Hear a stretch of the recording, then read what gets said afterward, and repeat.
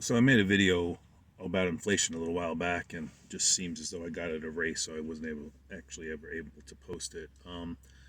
So I thought I'd make it again. And what basically the context of the video was about how obviously there's inflation going on and things are more expensive. And there's naturally occurring inflation because of what the government's doing, which obviously isn't really natural. But at the same time, the point that I just want to actually bring up, which I thought that nobody's speaking about, is partially how we're responsible for a lot of inflation that's taking place.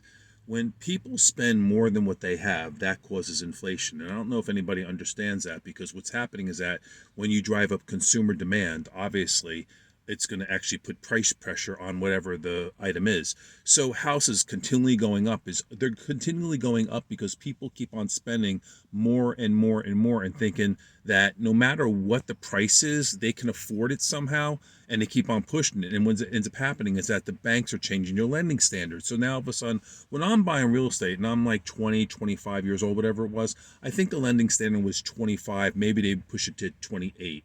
And then a little later on, they went to 28 to 32, and then maybe 30, 35.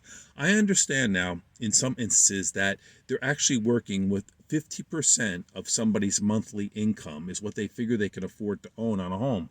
When you keep on pushing the standard like that, it actually allows people that can't afford certain things at certain price points to actually now afford it. So it's the same thing with car loans. When car loans are going for, maybe there was a 2-year car loan, and there was a 3, a 4. Now I understand there's a 7 and maybe an 8 or a 9, 10. I'm not too sure if they're stretching out that far. But when that happens, you're making your income actually stretch out further than what it's supposed to be doing, versus if somebody says they just have cash. If the country actually just went back to a cash only society, yeah, the economy would collapse. I understand that. But the point being is that the prices are going up because people are spending more than what naturally occurring could afford. So in other words, like I said, if you just had cash, you wouldn't be able to use a credit card. When these people walking around with 5, 10, 15, $20,000 credit card balances, all right, so now all of a sudden they're spending more than what their income is able to handle. So when that happens, obviously, like I said, I live near a what do you call a kind of a major interstate highway, and it's only 2 lanes. It's not made for tractor trailers, but there's amount of tractor trailers that go by my home bringing goods and services to a Target, to a Walmart. And I don't know about you, but I've walked through these stores. I don't really do my shopping there, but I've walked through them, and the amount of things that they have that are so unnecessary. In other words, how Americans will buy the blow up balloons for their front lawn for the different holidays. I don't know. What did we do before that? Maybe we had cardboard figures on sticks or something like that. Or maybe we had flowers. Or maybe, I don't know. But it seems as though no matter what's put out there as an offering, people will buy it. And it's just amazing. So, and then the more we buy it, obviously then becomes shortages, and then the prices have to go up. And then I assume everybody understands that the natural resources used to make these products pushes the price on these natural resources up too. So, then all of a sudden it trickles down to other investments. Now, as far as I'm concerned, that works for the general economy because it just keeps on pushing the stock market up. But is the stock market actually going up intrinsically, or is it going up because of the debt?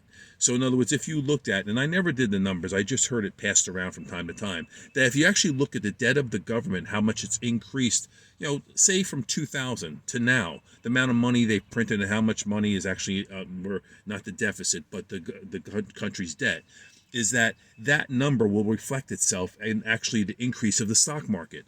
And I believe it. I really believe that. So, when you see car prices going up, don't get upset about it. It's because each one of us is actually partially responsible for adding to that price push inflation.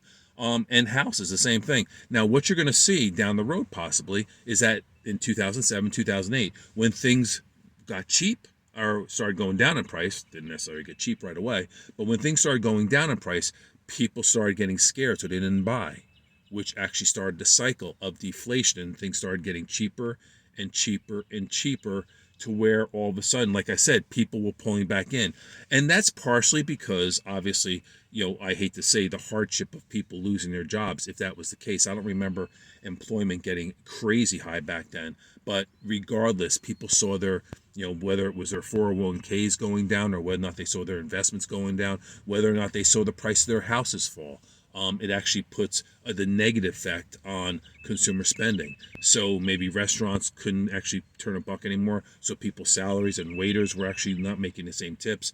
So anyway, keep that in mind as far as what we're doing to ourselves, besides the fact of what the government's doing.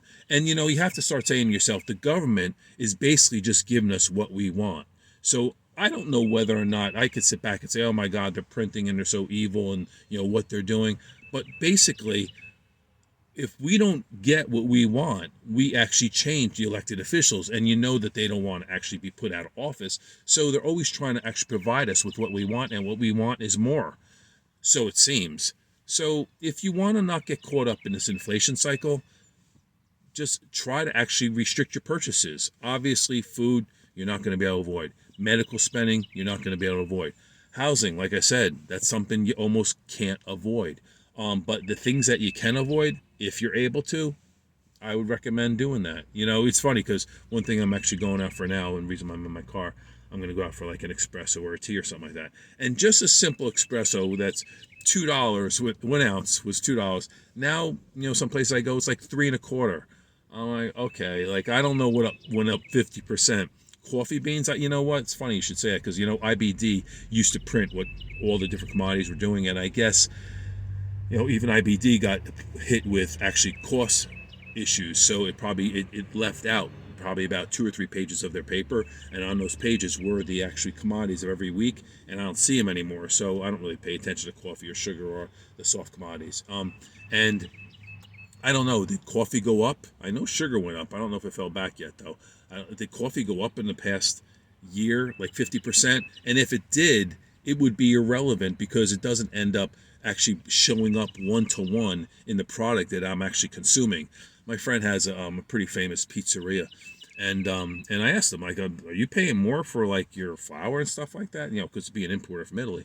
And he's like, no. He says nothing noticeable. He says, yeah, it's probably gone up, but nothing noticeable. So it's not like he actually pushes pizza prices up 50%. Maybe like what I guess it comes to like 5%, or something like that, but not 50%. I'm like, okay, I don't know. So anyway, I'm sure maybe there's some gouging here and there, but just like right now, gas just fell back from what WTI maybe, or Brent crude, whatever, 120 to back down to 90, and I'm still paying like 49 for premium. So I know that when the price goes up, it's reflected in the gas pumps pretty quickly, but when price comes down, no, that doesn't. It doesn't seem like it takes place as quickly as when it goes up. So it seems like there's a little bit of a drag because maybe they want to pull a few extra cents, and I get it. That's just part of being in business, So anyway, hope everybody has a good day. We got some nice weather out here, so I'm gonna go out and enjoy it. Thank you. Have a good one.